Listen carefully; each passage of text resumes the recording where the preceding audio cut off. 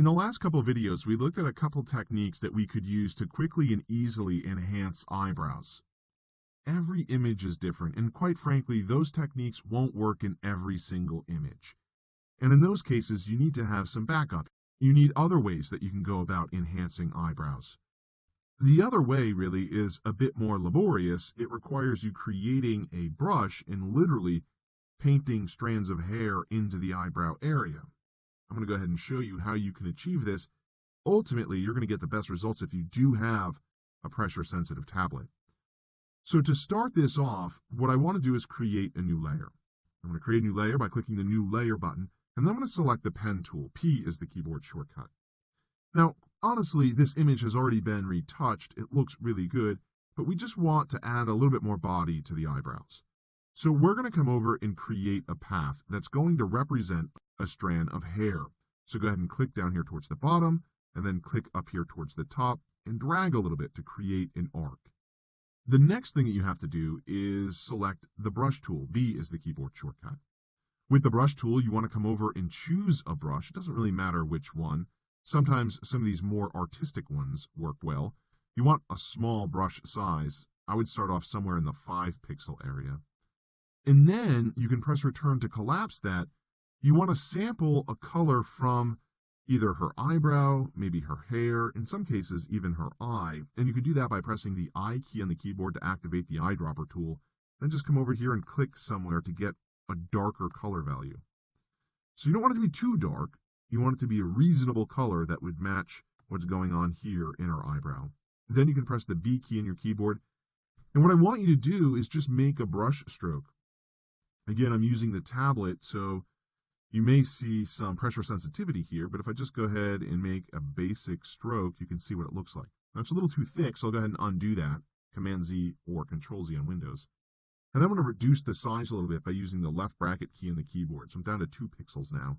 And then I'll just go ahead and create another brush stroke. I think that looks pretty good. So I'll go ahead and undo that as well. So I'm happy with the color. I'm happy with the size of the brush. Now what we can do is we can stroke that path. Now we can do that by coming over to the Paths panel. Here inside the Paths panel, you can right-click or control-click on the work path. Then you want to choose Stroke Path. The tool, of course, is going to be the brush tool. It's going to use the last configuration you had for this tool, which is that brush size that we just set up and the color. The other thing that you want to do here is simulate pressure, whether if you have a pressure-sensitive tablet or not. This is going to create a brush stroke that's thinner at the beginning and thinner at the end of the stroke. That's going to ultimately yield much better results. So go ahead and click OK. Once you click OK, you can click away from the work path, by the way, here in the Paths panel. If you come over to the Layers panel, that path has been stroked. It's hard to see, so press the V key on your keyboard to activate the Move tool. If you see the brush stroke, great, click and drag it. But if you don't, just use the arrow keys on your keyboard. So that's what we have. And if you zoom into this, you'll see that it's lighter at the beginning and lighter at the end of the brush stroke, which is exactly what we want. Now what we want to do is define a brush preset based upon this brush path. We can do that by right-clicking or control-clicking on Layer 1, and in the contextual menu, we can choose Duplicate Layer. In the Duplicate Layer dialog box, the destination will be a new document. Go ahead and click OK. It creates the new document, and of course, the new document that's created, its dimensions match that of the previous document, which is way too big. We do have a brush stroke here, and it is right over here. It's really hard to see, but it does exist. What we want to do is select that brush stroke. The best and easiest way to do that is to hold down the Command key on the Mac, Control on Windows, and click on that layer. And it's going to select all the content on that layer, which is the brush stroke. Then you can come up to the Image menu, and from the Image menu, you can choose Crop, and that's going to crop down that image to a more reasonable size. Then you can come up to the Edit menu, and from the Edit menu, you can choose Define Brush Preset. Go ahead and name it. I'm going to call it Eyebrow. You can see that it's 81 pixels, so you know the size of this brush. Go ahead and click OK, and you've defined the brush. So let's return back to the previous document. Under the Window menu, I'm going to go ahead and select that document.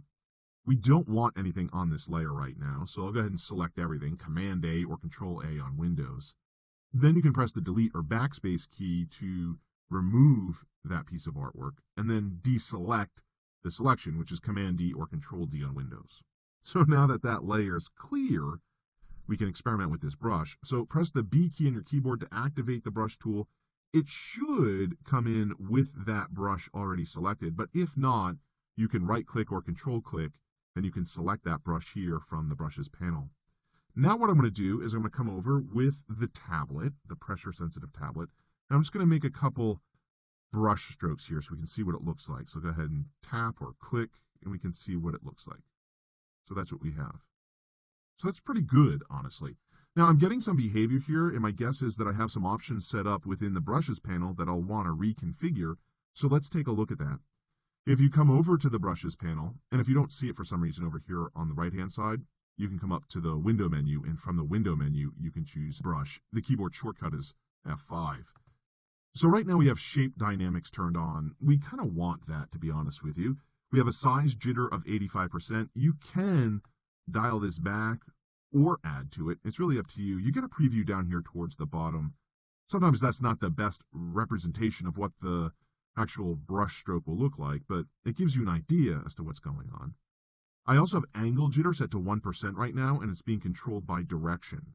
So this is what's giving me that kind of natural change within the brushstroke as I create the brushstroke. But there are other options here that we need to consider. The other thing that I want to do is I want to come over and maybe increase the scatter a little bit. So I'm going to go ahead and drag this over to the right. And again, you always want to kind of just test it out to see what it is that you're getting. I think that looks pretty good.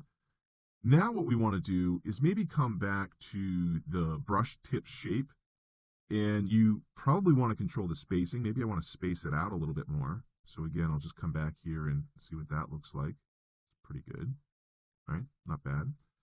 The only problem here is it looks like the hair's kind of in the wrong direction. Fortunately for me, I can just choose flip X, and I think that's going to give me a much closer result to what I'm looking for.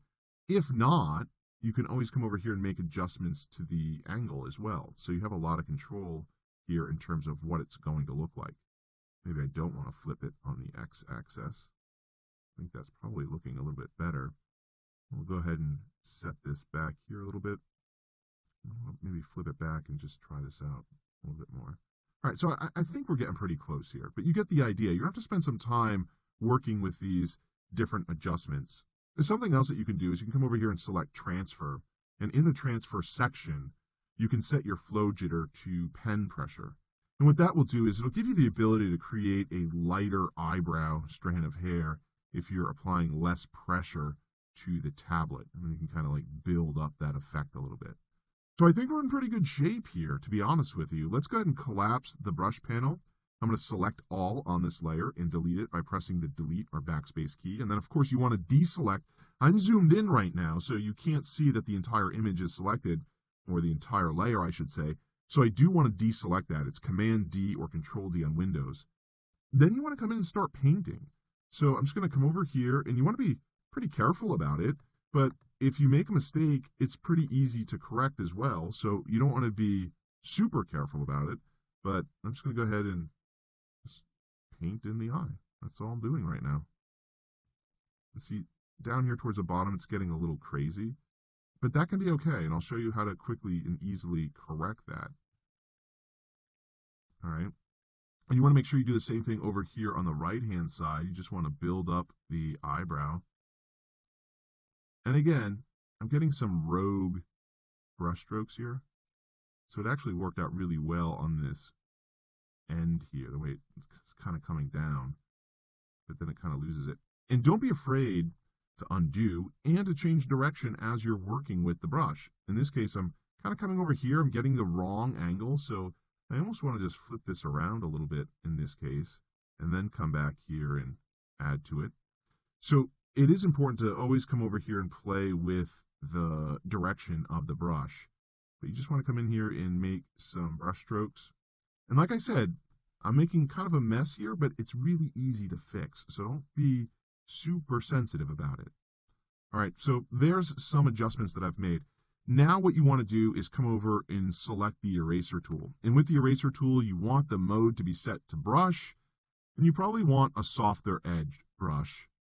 And what you want to do is just come in here and fix the small mistakes that you've made. And so I'm just clicking and dragging. If you're using a tablet, you can be even more precise with it. It's just kind of cleaning that up. I'll do the same thing over here. There's a couple brush strokes I'm not happy with. And if you want to see what you did, of course, you can always turn off the visibility of the background layer. So you can kind of see the brush strokes that you did make. And so it's a little crazy over here. So I'll go ahead and fix that. It really is a nice way to kind of figure out what needs to be fixed as well. So it is important, of course, to zoom out of this. You're not going to be looking at the image at that magnification level. But now we've added some more body to the eyebrows. I'll go ahead and just clean this up a little bit over here. I think this looks pretty good. This is the before, and this is the after. So a nice subtle change that we're able to make with a realistic effect because we have single strands of hair that we're painting into the eyebrow. The last thing that you may want to do if you're in the brushes panel, because you spent all this time setting up all these different options for the brush, is to save it as a preset. So I have the brush that we just created selected. You can see all the options we have set up for shape dynamics and scattering and transfer. Come up to the top right hand corner here and choose new brush preset, and you can call this like eyebrow finished, something along those lines. And we want to capture the brush size in the preset as well. Go ahead and click OK. Now you can dial that in or call it up anytime that you need it when you're retouching your photographs. So again, more tedious than the last two techniques, but hopefully it gives you a good idea as to how you can go about creating natural eyebrows in Photoshop.